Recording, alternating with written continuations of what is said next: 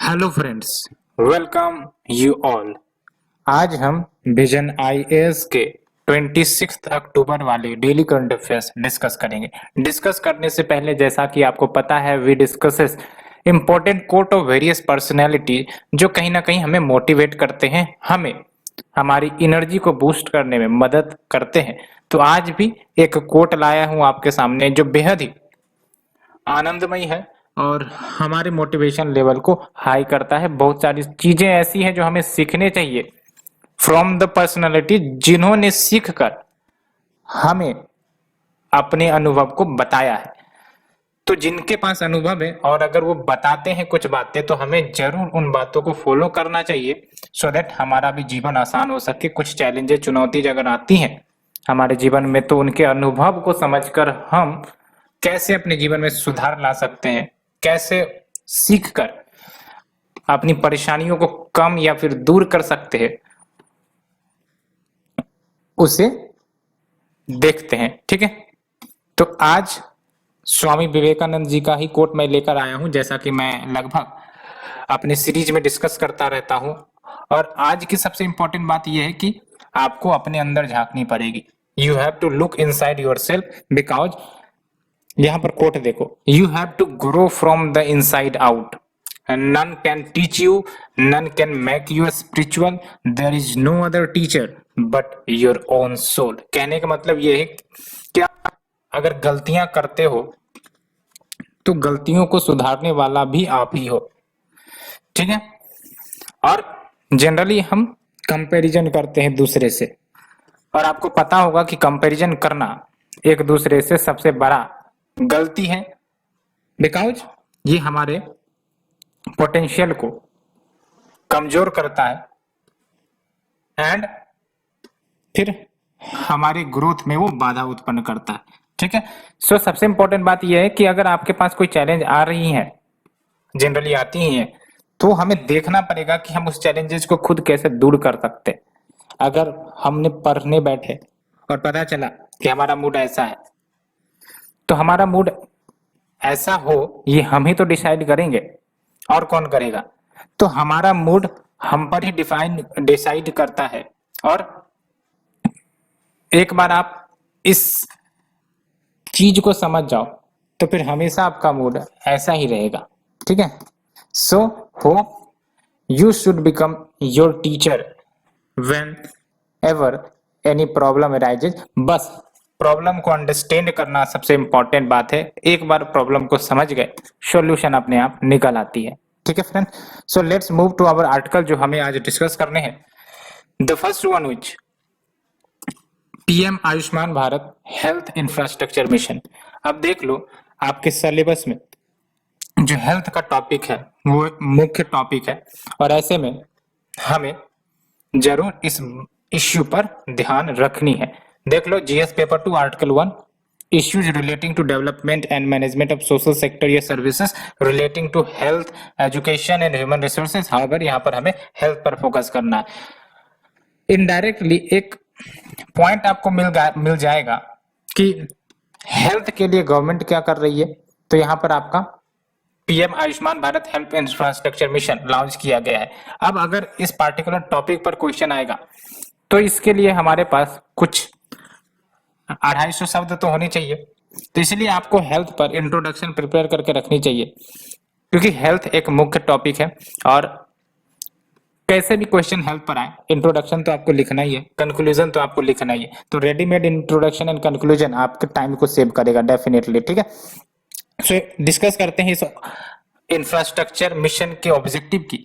तो बेसिकली जो हमारे देश में पब्लिक हेल्थ इंफ्रास्ट्रक्चर में गैप है, उस गैप को ये फिल करेगा। क्या गैप है? पहला गैप तो यही है कि जो क्रिटिकल केयर फैसिलिटीज है, यानी कि हॉस्पिटल्स कह लो, जो टर्शरी सर्विसेज प्रोवाइड करते हैं या फिर प्राइमरी केयर सर्विसेज प्रोवाइड करते हैं।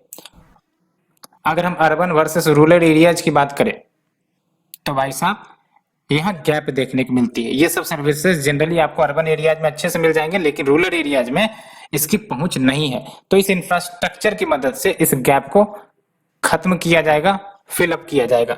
As well as IT enabled disease surveillance system यानी कि information technology enabled disease surveillance system build किया जाएगा। कैसे? तो वेरियस सर्वेलेंस लेबोरेटरीज स्टैब्लिश की जाएंगी ब्लॉक लेवल पर, डिस्ट्रिक्ट लेवल पर, रीजनल लेवल पर, नेशनल लेवल पर, सबको इंटीग्रेट किया जाएगा सो दैट अगर कोई डिजीज इश्यूज में आ गई, लेट्स से कोविड की ही बात करें, तो अब हमारे पास एक प्रॉपर सर्वेलेंस सिस्टम है। तो कैसे वो स्प्रेड हो रहा है, कितना स्प्रेड हुआ है, इन सब की अच्छे से मॉनिटर करी जाएंगी और एक बार मॉनिटरिंग अच्छी हो गई तो फिर हम उस डिजीज से निजात पा सकते हैं, उसको स्प्रेड होने से रोक सकते हैं। तो ये सब आप देख लो, जब ये बड़ी बीमारी कोविड वाली आई तब हम लोग ने सीखा है, ठीक है। And support research on COVID-19 and other infectious disease including the biomedical research। तो biomedical research को भी प्रमोट किया जाएगा as well as COVID-19 हो या फिर other infectious disease हो, इस पर और ज्यादा रिसर्च करी जाएंगी, सपोर्ट किया जाएगा सो दैट ऐसे इन्फेक्शियस डिजीज को कंट्रोल कब किया जा सके टाइमली मैनर में। एंड अगर हम बात करें इस इंफ्रास्ट्रक्चर मिशन की, तो ये आपका सेंट्रली स्पॉन्सर्ड मिशन होगा। When we talk about centrally sponsored mission तो इसका मतलब स्टेट भी आपका फंड कंट्रीब्यूट करेगा इसमें एंड आपका सेंटर भी फंड कंट्रीब्यूट करेगा, ठीक है। एंड कुछ सेंट्रल सेक्टर कंपोनेंट भी है इसमें। सेंट्रल सेक्टर कंपोनेंट यानी कि आपका 100% इन कंपोनेंट पर सेंटर फंड करेगा। तो अगर हम बात करें CSS की, सेंट्रली स्पॉन्सर्ड स्कीम की, तो ये स्टेट के द्वारा इंप्लीमेंट किए जाते हैं एंड फाइनेंस किए जाएंगे सेंटर के द्वारा। जबकि अगर हम बात करें सेंट्रल सेक्टर की तो 100% फंड करी जाती है, इंप्लीमेंट करी जाती है यूनियन गवर्नमेंट के द्वारा, ठीक है। तो ये आपको याद रखना है, सेंट्रल सेक्टर स्कीम में स्टेट भी फंड प्रोवाइड कर सकता है, लेकिन सबसे इंपॉर्टेंट बात इसमें यह है कि इंप्लीमेंट करी जाएंगे स्टेट के द्वारा। लेकिन अगर हम बात करें सेंट्रल सेक्टर कंपोनेंट्स की, सेंट्रल सेक्टर स्कीम की, तो यहाँ पर 100% फंडिंग सेंट्रल गवर्नमेंट ही देंगी, साथ ही साथ इसका इम्प्लीमेंटेशन भी यूनियन गवर्नमेंट ही करता है, ठीक है। अब देख लो यहाँ पर जो CS कंपोनेंट है यानी कि सेंट्रल सेक्टर कंपोनेंट्स वाला जो पोर्शन है, इसको इंप्लीमेंट किया जाएगा सेंट्रल एजेंसीज या फिर सब ऑर्डिनेट ऑफिसेस या फिर ऑटोनोमस बॉडीज के द्वारा, जो department of health and family welfare के अंतर्गत आती है and department of health research के द्वारा भी ये जो आपका सेंट्रल सेक्टर कंपोनेंट होगा उसको इंप्लीमेंट किया जाएगा। अब देख लो, जैसा कि मैंने बोला कि इस स्कीम में आपके, इस मिशन में आपके दो कंपोनेंट है, एक तो सेंट्रल सेक्टर कंपोनेंट और दूसरा है आपका सेंट्रली स्पॉन्सर्ड स्कीम वाला कंपोनेंट। तो सेंट्रली स्पॉन्सर्ड स्कीम वाले को तो स्टेट इंप्लीमेंट करेगी, लेकिन सेंट्रल सेक्टर वाले को यूनियन इंप्लीमेंट करेगा। तो क्या है आपका ये सेंट्रली स्पॉन्सर्ड स्कीम कंपोनेंट? तो एक तो Ayushman Bharat health and wellness centre जो स्टेब्लिश करने की बात है रूरल एरियाज में, एंड इसके तहत आपका इंफ्रास्ट्रक्चर डेवलपमेंट किया जाएगा 7 हाई फोकस स्टेट्स पर। कौन कौन से ये 7 हाई फोकस स्टेट है? वो स्टेट जो कहीं ना कहीं हेल्थ इंफ्रास्ट्रक्चर के मामले में काफी पीछे है, जैसे Bihar, Jharkhand, Odisha, Punjab, Rajasthan, UP and West Bengal. And 3 north eastern state जैसे असम, मणिपुर एंड मेघालय। तो यहाँ पर आपका हेल्थ एंड वेलनेस सेंटर को स्टैब्लिश किया जाएगा, इंफ्रास्ट्रक्चर डेवलपमेंट बूस्ट किए जाएंगे यहाँ पर, ठीक है, खासकर इन फोकस्ड एरियाज के ऊपर। And we have the Ayushman Bharat health and wellness centre in urban areas. तो रूरल एरियाज के साथ साथ अर्बन एरियाज में भी आपका हेल्थ एंड वेलनेस सेंटर को स्टैब्लिश किया जाएगा। एलोंग विद सबसे इंपॉर्टेंट बात यहाँ पे ये देख लो, block level public health unit, यानी कि आपको पता है डिस्ट्रिक्ट होता है, डिस्ट्रिक्ट आपका डिवाइडेड होता है वेरियस ब्लॉक्स में, ठीक है। तो ब्लॉक लेवल पर आपका पब्लिक हेल्थ यूनिट को स्टैब्लिश किया जाएगा। तो आप देख सकते हो कि हेल्थ केयर सेक्टर को ग्राउंड लेवल पर लाने का एक अहम प्रयास कह सकते हो इस स्कीम के तहत होगा। And integrated district public health laboratories in all the district. तो हर एक डिस्ट्रिक्ट में we have the integrated district public health laboratories, ये सेटअप किए जाएंगे। And critical care hospital blocks in all the district जहां पर पॉपुलेशन मोर देन 5 लाख है, यानी कि वो डिस्ट्रिक्ट जहां पर पॉपुलेशन 5 लाख से ज्यादा है वहां पर आपका critical care hospital block setup किए जाएंगे, as well as in the state government medical colleges या फिर डिस्ट्रिक्ट हॉस्पिटल्स। तो आप समझ सकते हो ये सब कुछ इनिशिएटिव लिए जा रहे हैं under the central sponsored scheme component. And अगर हम बात करें सेंट्रल सेक्टर कंपोनेंट्स के अंतर्गत, तो we will be having the critical care hospital blocks in 12 central institution. तो 12 सेंट्रल इंस्टीट्यूशन के अंदर critical care hospital block setup किए जाएंगे। साथ ही साथ डिजास्टर एंड एपिडेमिक प्रिपेयर्डनेस को स्ट्रेंथन किया जाएगा। और ये सब आप देख लो, ये सब जो इनिशिएटिव लिए जा रहे हैं ना, कोविड-19 को समझकर, ये जो चैलेंज आया उसको समझकर ये सब आपका डिसीजन कहीं ना कहीं निकल रहा है। And as well as strengthening the surveillance of infectious disease and outbreak response. साथ ही साथ सर्वेलेंस कैपेसिटीज को भी स्ट्रेंथन करने की बात है at the point of the entry. And biosecurity preparedness plus pandemic research को स्ट्रेंथन करने की बात कही जा रही है। Multi sector national institution and platforms for one health, ये सब भी इस्टेब्लिश किए जाएंगे। When we talk about biosecurity preparedness, क्या मतलब होता है इसका? तो इसका मतलब ये हुआ क्लियर से, कोई देश है वो जानबूझकर कोई ऐसा ऑर्गेनिज्म बना दे रहा है, लेट से वायरस या बैक्टीरिया, जो अगर हमारे देश में आ जाता है किसी भी तरीके से और फिर वो स्प्रेड होने लगता है तो उसको रोक पाना मुश्किल हो जाएगा। तो कैसे ऐसे चैलेंज को हैंडल किया जाए, उसी को हम कहेंगे बायोसिक्योरिटी प्रिपेयर्डनेस। ठीक है, तो we have discussed the article 1 in detail. Let's move to the second article. Government sets up National Steering Committee for implementation of the निपुण भारत मिशन। क्या है ये निपुण भारत मिशन, इसके बारे में जानेंगे। सबसे पहली बात, let's move to our syllabus. तो आर्टिकल 2, जिसमें आपका issues relating to development and management of social sector या सर्विसेज रिलेटिंग टू एजुकेशन, यहाँ पर आपका एजुकेशन आ जाएगा। ठीक है, तो सबसे पहली बात तो हम निपुण भारत के बारे में जानेंगे कि ये जो आपका निपुण है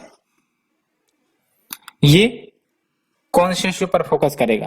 पहली बात तो एसेसिबिलिटी प्रोवाइड करेगा अलोंग विद जो बच्चे हैं जो फाउंडेशनल ईयर्स की स्कूलिंग करते हैं, यानी कि सबसे कम उम्र वाले बच्चे जो स्कूलिंग करते हैं उनको हम फाउंडेशनल ईयर ऑफ स्कूलिंग कहते हैं।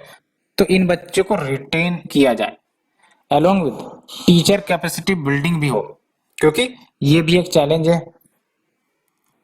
कैपेसिटी बिल्डिंग जो हमारे टीचर की करनी जरूरी है। Along with development of high quality and diversified student and teacher resources या लर्निंग मटेरियल। आपने दीक्षा प्लेटफॉर्म के बारे में सुना होगा, बहुत सारे रिसोर्सेस, किताब हो गए, वीडियोज हो गए, वो सब प्रोवाइड करते हैं। वो सब क्या है, वो सब आपका कहीं ना कहीं एक स्टैंडर्ड रिसोर्सेस या लर्निंग मटेरियल्स ही है जो धीरे धीरे डेवलप करी जा रही है, काफी हाई क्वालिटी की है। तो इसका भी एक फोकस यही रहेगा कि high quality and diversified student and teacher resources provide किया जाए, सो दैट टीचर भी लर्न कर सके, स्टूडेंट्स भी लर्न कर सके by using these resources. And tracking the progress of each child in achieving the learning outcomes, की क्या हर एक बच्चा कितना लर्न कर पा रहा है, इसको भी तो ट्रैक करना जरूरी है। हम लोग कोई भी स्कीम लाते हैं तो स्कीम ला तो देते हैं बट ट्रैकिंग नहीं हो पाती। अब ट्रैकिंग नहीं हो पाती तो प्रॉपर एनालाइज नहीं कर पाते, तो फिर हमें वो आउटकम नहीं मिल पाती जो हम चाहते हैं। तो proper analysis is also necessary of any scheme. Next is your जो इश्यू है, आप देख लो, ये जो आपका स्टीयरिंग कमेटी है जो सेटअप करी गई है गवर्नमेंट के द्वारा, और निपुण के तहत भी बोला गया था, निपुण भारत गाइडलाइंस के तहत भी बोला गया था कि कमेटी सेटअप किए जाए। तो बेसिकली अब सेटअप किया जाएगा और इसे मिनिस्टर ऑफ एजुकेशन चेयर करेगा। अब ये जो आपका एनएससी है, यानी कि नेशनल स्टीयरिंग कमेटी, क्या रोल्स एंड रिस्पॉन्सिबिलिटीज इनको दी जाएंगी। तो पहली बात तो national mission on foundational literacy and numeracy जो चलाई जा रही है, इसका क्या प्रोग्रेस रहा है, क्या इम्पैक्ट रहा है, क्या इसने कुछ बड़ा इम्पैक्ट किया है या नहीं, इसके प्रोग्रेस को ओवरसी किया जाएगा। Along with arrive at the target to be achieved nationally in 2026-27, यानी कि बाय 26-27 हम एक टारगेट अचीव करना है, और वो टारगेट क्या होगा वो ये एनएससी यानी कि नेशनल स्टीयरिंग कमेटी डिटरमाइन करेगा। Along with disseminate tools for measurement of yearly progress in the form of guidelines, यानी कि एक टूल डेवलप किए जाएंगे सो दैट हम मेजर कर सके कि जो स्कीम हम लोग चला रहे हैं एजुकेशन सेक्टर को लेकर, खासकर निपुण जो है हमारा, वो कितना ज्यादा कारगर साबित रहा है, कितना ज्यादा इम्पैक्ट वो कर रहा है, और उसके लिए एक गाइडलाइंस दी जाएगी। along with to prepare and approve a national action plan based on a state's action plan। तो एक नेशनल एक्शन प्लान बनाया जाएगा और ये एक्शन प्लान स्टेट के एक्शन प्लान के आधार पर होगा, जिसमें आपका की रिस्पॉन्सिबिलिटी एरियाज पर फोकस किए जाएंगे फॉर एवरी स्टेट या UTs via which factors attribute for the gaps, यानी कि आखिरकार गैप क्यों रहा, तो गैप का कारण भी ढूंढा जाएगा, लाइक है लैक ऑफ फंडिंग है, वैकेंसीज है, टीचर्स है, demography, local issues, need of training for teachers, curriculum and pedagogy related, ये सब आपका नेशनल एक्शन प्लान में शामिल होगा। एंड ये जो आपका निपुण है, ये बेसिकली इसका बेसिक ऑब्जेक्टिव आपको याद रखना है, फाउंडेशनल लिटरेसी एंड न्यूमरेसी हर बच्चे को मिले, ये इसका फोकस है। Universal acquisition of foundational literacy and numeracy so that 26-27 आते आते एवरी चाइल्ड उनको डिजायर्ड लर्निंग कॉम्पिटेंसीज रीडिंग के मामले में हो, राइटिंग के मामले में हो, या फिर न्यूमरेसी यानी कैलकुलेशन के मामले में हो, वो सब उनको अचीव हो जाए at the end of grade 3, not later than grade 5। आप बार बार ये इशू देखते होगे कि 3 क्लास का बच्चा रीडिंग नहीं कर पा रहा है, 1 क्लास के बुक को 5 क्लास का बच्चा 2 क्लास के बुक को रीडिंग नहीं कर रहा है, या फिर मैथमेटिक्स सॉल्व नहीं कर रहा है। ये सब आपके आ जाते हैं फाउंडेशनल लिटरेसी न्यूमरेसी के तहत, ठीक है। तो इसी में सुधार लाने के लिए ये सब इनिशिएटिव लिए जा रहे हैं निपुण भारत के तहत। एंड इसका फर्दर ऑब्जेक्टिव की बात करें तो ये लर्निंग नीड्स जो चिल्ड्रन की है in the age group of 3 to 9 years उसको कवर करेगा। एंड ये जो मिशन लॉन्च करी गई थी, ये under the centrally sponsored scheme of समग्र शिक्षा जो हमारा चलता है समग्र शिक्षा अभियान, उसके अंतर्गत ये इस मिशन को लॉन्च किया गया था। Along with 5 tyre implementation mechanism setup किया जाएगा। कौन कौन से लेवल पर, तो नेशनल लेवल पर एक टायर हो गया, स्टेट लेवल पर दूसरा टीयर हो गया, district and block and school level, ठीक है। तो आप देख लो मैकेनिज्म तो काफी ज्यादा स्ट्रांग है, बट वही बात है कि हमें बार बार रिव्यू करने की जरूरत है, तभी हम ट्रैक कर पाएंगे कि हम जो स्कीम चला रहे हैं वो कितना एफिशिएंट है एंड कितना कारगर है। अदरवाइज इश्यूज वहीं की वहीं रह जाएगी, ठीक है। Let's move to the next article. Department of Telecommunication exempts non-telecom revenue for calculation of levies on telecos। बार बार आप AGR इश्यू सुनते होंगे, एडजस्टेड ग्रोस रेवेन्यू, जो टेलीकॉम सेक्टर को पे करने हैं, ठीक है, एज ए पेनाल्टी कह लो, एज ए ड्यूज कह लो। तो पहले क्या था कि ये जो टेलीकॉम सेक्टर है, इनको जो AGR पे करना था वो टेलीकॉम रेवेन्यू के ऊपर भी पे करना था और नॉन टेलीकॉम रेवेन्यू के ऊपर भी पे करना था। तो अभी डिपार्टमेंट ऑफ टेलीकम्युनिकेशन का नोटिफिकेशन आया है कि भाई साहब चलो ठीक है, आप टेलीकॉम रेवेन्यू पर ही AGR ड्यू पे कर दो, नॉन टेलीकॉम रेवेन्यू पर आपको एग्जेम्प्ट कर देते हैं। अब बात करेंगे कि ये डिसीजन क्यों आया है, लेकिन इससे पहले सिलेबस को देख लेते। तो आपका जो आर्टिकल नंबर 3 है वो है आपका Indian economy and issues related to planning mobilisation of resources, growth, development and employment, ठीक है। तो let's move to the article. तो देख लो, गवर्नमेंट ने मेगा रिलीफ पैकेज दे दी है टेलीकॉम सेक्टर को, और वैसे ये अनाउंसमेंट लास्ट मंथ ही कही गई थी। एंड अब डिपार्टमेंट ऑफ टेलीकम्युनिकेशन ने नॉन टेलीकॉम इनकम आइटम्स, यानी कि है तो ये टेलीकॉम ऑपरेटर्स, और टेलीकॉम ऑपरेटर्स आपको ही पता है टेलीकॉम सर्विसेज भी प्रोवाइड करते हैं और नॉन टेलीकॉम सर्विसेज भी प्रोवाइड करते हैं। तो जो नॉन टेलीकॉम सर्विसेज ये प्रोवाइड करते हैं उससे जो इनकम आ रही है, और उसके ऊपर जो पहले गवर्नमेंट ने बोला था कि आपको AGR ड्यूज पे करना पड़ेगा, अब नॉन टेलीकॉम इनकम आइटम्स पर AGR पे नहीं करना पड़ेगा। अब ये नॉन टेलीकॉम इनकम आइटम्स क्या हो गई, प्रॉपर्टी रेंट हो गया, जैसे कोई इनकी प्रॉपर्टी होगी, उसने रेंट दिया होगा तो उससे उनको इनकम आ रहा होगा।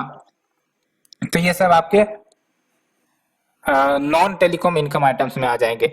डिविडेंड हो गया, इंटरेस्ट हो गया, ठीक है। तो इन सब को अब पे नहीं करना पड़ेगा नॉन टेलीकॉम इनकम आइटम्स के लिए under the adjusted gross revenue.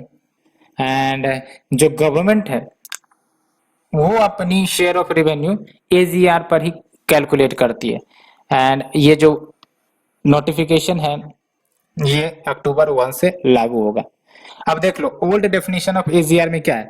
तो मैंने आपको बताया था ओल्ड डेफिनेशन ऑफ एजीआर में नॉन टेलीकॉम इनकम भी शामिल है।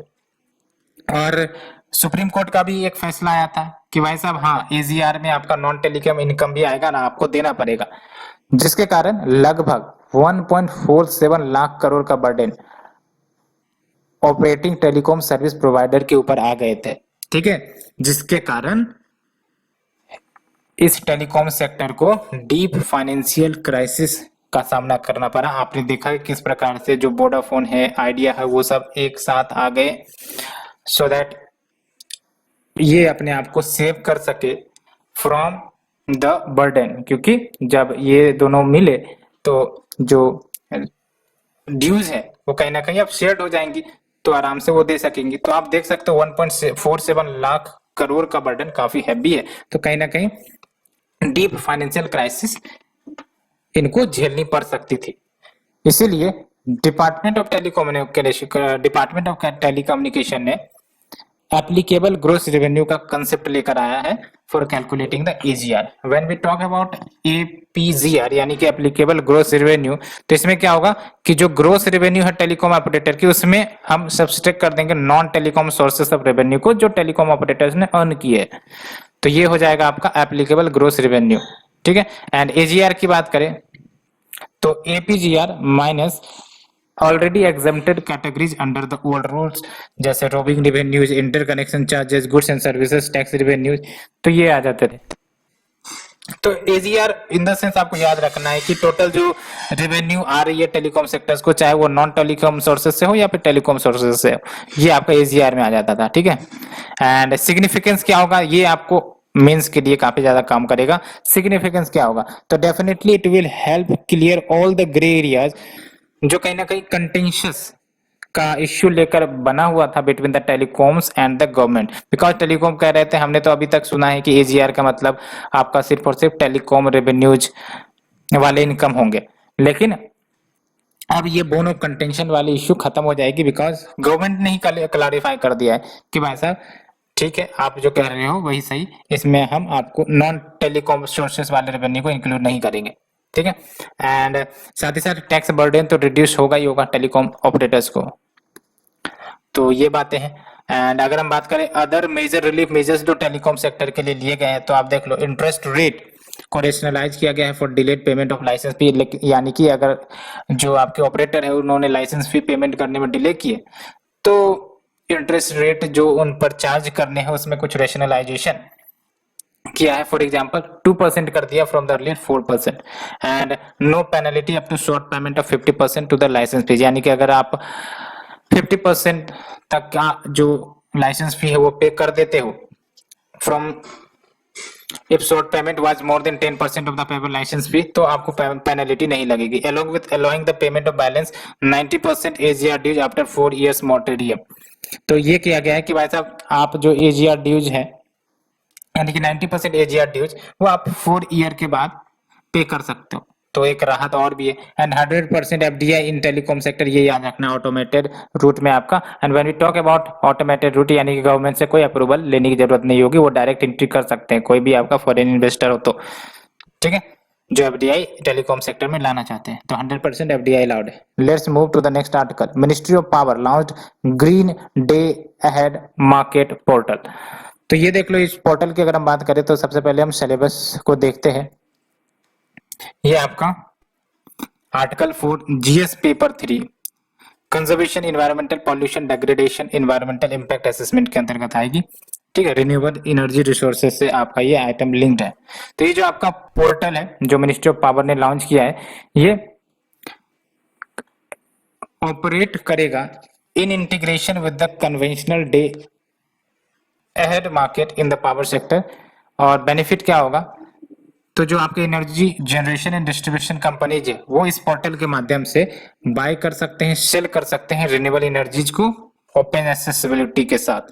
एंड अगर हम बात करें डीएएम की, यानी कि डे अहेड मार्केट की, तो ये आपका इलेक्ट्रिसिटी ट्रेडिंग मार्केट है जो डिलीवर करती है ऑन द फॉलोइंग डे, यानी कि जिस दिन हमने रिक्वेस्ट किया उसी दिन ये डिलीवर भी कर जाएंगे, ठीक है। तो day ahead market portal. And जो पावर एक्सचेंज है ये अलाउ करेंगे पार्टिसिपेंट्स को कि वो एक साथ अपने बिड्स सबमिट करें for both conventional and renewable energy through separate bidding Windows. And significance क्या होगा इस पोर्टल का, तो सबसे इंपॉर्टेंट बात कि ग्रेजुअल शिफ्ट देखने को मिलेगा from the power purchase agreement based contract to market based model along with competitive price signals भी होंगी, बिकॉज इस प्लेटफॉर्म पर आप देख सकते हो बहुत सारे बायर्स आएंगे, ठीक है। तो डेफिनेटली कॉम्पिटिटिव प्राइस सिग्नल्स देखने को मिलेगी to reduce the cost of power and transparency, flexibility, efficiency in the green energy trade, ये भी देखने को मिलेगा, as well as create pan India green market by unlocking the untapped potential of renewable energy and instant payment to the renewable energy generator. क्योंकि आप देख सकते हैं ये जो बाय किए जाएंगे तुरंत पेमेंट भी करना है, on the following day you have to make the payment. That's why एक तो ये आपका पैन इंडिया ग्रीन मार्केट होगा जहां पर ग्रीन एनर्जी की सेलिंग परचेजिंग होगी अलोंग विथ इंस्टेंट पेमेंट का भी प्रोविजन है।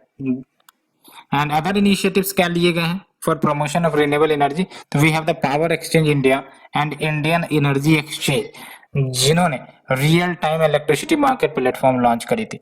एंड अगर हम बात करें रियल टाइम इलेक्ट्रिसिटी मार्केट की, तो ये बायर्स एंड सेलर्स दोनों को इनेबल करते हैं कि वो अपनी एनर्जी रिक्वायरमेंट को मीट कर सकते हैं closer to the real time of operation। and central electricity regulatory commission ये रेगुलेट करते हैं दोनों को, यानी कि इंडियन एनर्जी एक्सचेंज को भी, साथ ही साथ PXIL को भी, ठीक है। एंड IEX की बात करें यानी कि इंडियन एनर्जी एक्सचेंज की, तो ये आपका क्रॉस बॉर्डर इलेक्ट्रिसिटी ट्रेड इन्होंने लॉन्च किया है so that integrated South Asian regional power market establish हो सके। क्या करेगा ये, तो बेसिकली इंटीग्रेट करेगा जो साउथ एशियन रीजनल बिजली खरीदार होंगे उन सबको इंटीग्रेट करेगा और वो पावर बेच सकते हैं इस प्लेटफॉर्म पर, और वो जो आपके साउथ एशियन रीजनल पावर्स है वो खरीद सकते हैं।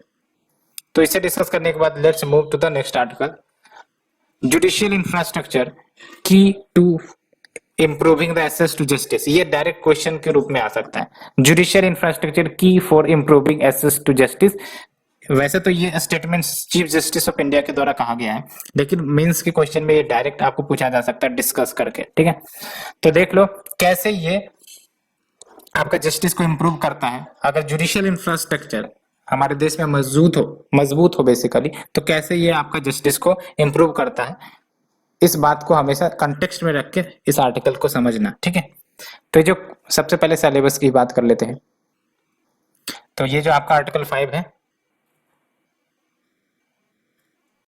GS paper 2 structure organisation and functioning of the executive and judiciary. हालांकि एग्जीक्यूटिव की बात नहीं हो रही है, जुडिशरी की बात हो रही है, ठीक है। तो आप देख लो जो कोर्ट है हमारे देश में, सबसे पहली बात तो जो इश्यू आपको कभी भी जुडिशरी की इश्यू आती होगी, तो एक तो जरूर आप लिखते होगे कि भाई साहब बेसिक इंफ्रास्ट्रक्चर नहीं है, जजेस के लिए पंखा नहीं है, कोर्ट स्टाफ प्रॉपर नहीं है, तो ये सब इश्यूज आती है। तो यही बात है कि जो हमारा जुडिशरी है उनके पास बेसिक इंफ्रास्ट्रक्चर की कमी है, कोर्ट स्टाफ की बात कर लो, लिटिगेंट्स, जिसके कारण आपका बैकलॉग ऑफ केसेस होते रहते हैं, और बैकलॉग ऑफ केसेस काफी बड़ी समस्या है, आपको भी पता है, जिसके कारण जस्टिस डिले भी होता है। तो आखिरकार रीजन क्या है, तो पहली बात तो देख लो फंडिंग की क्राइसिस है, less than 1% of union budget वो जुडिशरी के ऊपर स्पेंड किए जाते हैं, तो इतना कम स्पेंडिंग होगा तो कहां से इंफ्रास्ट्रक्चर बेहतर हो सकेंगे। इंफ्रास्ट्रक्चर के लिए तो पैसे चाहिए ना, इन्वेस्टमेंट चाहिए। और ये भी देख लो 2011 से 2012 के बीच, यानी कि सिंस 2011-12 जो फंड शेयरिंग पैटर्न है वो रिवाइज करी गई थी, जिसमें सेंटर 75% फंड कंट्रीब्यूट करता है, एंड जो सेंट्रल फंडिंग है वो बेसिकली बजटरी एलोकेशन पर आधारित है। एंड अगर हम बात करें जो हमारा जो आज का इश्यू है कि आखिरकार अगर इनएडिक्वेट जुडिशियल इंफ्रास्ट्रक्चर कंटिन्यू रहती है हमारे देश में तो उसका इम्पैक्ट क्या है। तो इम्पैक्ट यही होगा कि आपका पेंडेंसी ऑफ केसेस वो लंबी चलती रहेंगी, बिकॉज इंफ्रास्ट्रक्चर ही नहीं है। इंफ्रास्ट्रक्चर इज द बेस, तभी जाके आपकी पेंडेंसी खत्म होगी। तो लॉन्ग पेंडेंसी की इश्यू बनी रहेगी। High average time taken to dispose the cases, यानी एक केसेस को डिस्पोज करने में लंबा समय लगेगा। दूसरा, लॉन्ग टर्म इकोनॉमिक ग्रोथ को भी इम्पैक्ट करता है, हैम्पर करता है। अब जिसे जस्टिस नहीं मिली, फॉर एग्जांपल अब कोई इकोनॉमी रिलेटेड इश्यू आ गई, कोई ट्रेडर्स या फिर आपका कंपनी कोई जुडिशियल इश्यू फेस कर रहा है, तो जब तक उनको टाइमली वे में जस्टिस नहीं मिलेगा तो मान के चलो वो फिर अपने कंपनी को रिवाइव नहीं कर सकता। तो ये सब कुछ इश्यू होती है। तो that's why it can hamper the long term economic growth of the nation and also increases the violence in the society due to slow and inefficient justice delivery system. And next is your steps taken to address the infrastructure bottleneck. तो क्या क्या steps लिए गए हैं अभी तक infrastructure bottlenecks को address करने के लिए। तो पहली बात तो national mission for justice delivery and legal reform, ये कंटिन्यू करी जाएंगे, एक्सटेंड कर दिया गया है 2026 तक, जो स्टार्ट हुई थी 1993 में। और ये आपका सेंट्रली स्पॉन्सर्ड स्कीम है जो स्टेट रिसोर्सेस को ऑगमेंट करेगा कि वो जुडिशियल इंफ्रास्ट्रक्चर डेवलपमेंट करे, ठीक है। एंड ग्राम पंचायत को सेटअप किया गया था बेस्ड ऑन 114 यानी कि 114th report of the law commission via Gram Nyayalaya act 2009, और इसके बारे में आप प्रीलिम्स के लिए पढ़ते हो, ठीक है। एंड एडॉप्शन ऑफ आईसीटी यानी कि इंफॉर्मेशन कम्युनिकेशन टेक्नोलॉजी इनिशिएटिव, जो national policy and action plan for implementation of information and communication technology, इसके तहत आईसीटी इनिशिएटिव्स को अडॉप्ट किए जा रहे हैं। एंड रिसेंटली सीजेआई ने प्रपोज किया है कि there should be national judicial infrastructure corporation, जो modern and self sufficient trial courts को स्टैब्लिश करेगा, बिल्ड करेगा। तो ये हमने इश्यू देखा जुडिशियरी से रिलेटेड, खासकर जो आपके इंफ्रास्ट्रक्चर क्राइसिस है जुडिशरी सेक्टर में, कैसे उसको डील किया जाए और क्या इम्पैक्ट हो रहा है इसके कारण, उससे भी। So let's move to the next article. Court can quash proceeding in SC/ST act where it appears offence civil in nature. तो आप देख सकते हो सुप्रीम कोर्ट का जजमेंट आया है और ये काफी ज्यादा न्यूज में रहता है। ये जो आपका इश्यू है आर्टिकल नंबर 6, ये बेसिकली आपका देख लो, GS paper 2, mechanism laws institution and bodies constituted for the protection and welfare of the vulnerable section, इसके अंतर्गत आएगा, ठीक है। तो बेसिकली सुप्रीम कोर्ट ने ऑब्जर्वेशन किया व्हाइल क्वॉशिंग मतलब केस को कंप्लीट रिजेक्ट कर देना, क्वॉश कर देना, ठीक है। तो while quashing a case against a person, तो सुप्रीम कोर्ट ने ऑब्जर्व किया इस स्टेटमेंट को बेसिकली, और ये जो केस सुप्रीम कोर्ट ऑब्जर्व कर रहे थे वो basically scheduled caste and scheduled tribes prevention of atrocities act के तहत। And he prayed for invocation of एससीज पावर अंडर आर्टिकल 142, यानी कि सुप्रीम कोर्ट का क्या पावर है अंडर 142, इनके बारे में उन्होंने फिर से रिएटरेट किया और कहा कि इनके पास अधिकार है कि वो क्रिमिनल प्रोसीडिंग्स को क्वेश कर सकते हैं, लेकिन स्टेट गवर्नमेंट ने इसको अपोज किया।